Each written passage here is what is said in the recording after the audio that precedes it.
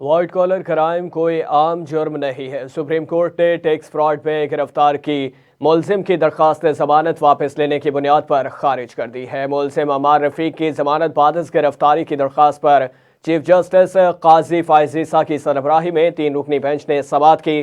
Chief justice Pakistan نے remarks دیے ہیں کہ وائٹ کالر کرائم کوئی عام جرم نہیں ہے۔ وائٹ کالر کرائم سے ملک کو بہت نقصان پہنچتا ہے۔ جعلی انوائسز پر اتنا بڑا کلیم کیا گیا۔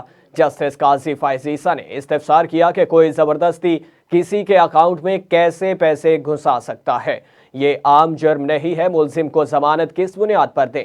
جسٹس محمد علی مظہر نے ریمارکس دیے کہ یہ اربوں کا فراڈ ہے۔ وکیل درخواست گزار نے موقف اپنایا کہ ملزم نے کچھ نہیں کیا، سب ٹیکس کنسلٹنٹ کا کام ہے، جس پر چیف جسٹس کا کہنا تھا کہ کنسلٹنٹ نے بھی ہیرا پھیرا کی ہے اور بعد میں ملزم کو فائدہ پہنچایا گیا۔ وکیل درخواست گزار نے کہا کہ اپنی درخواست واپس لیتا ہوں۔ سپریم کورٹ نے درخواست واپس لینے کی بنیاد پر خارج کر دی ہے۔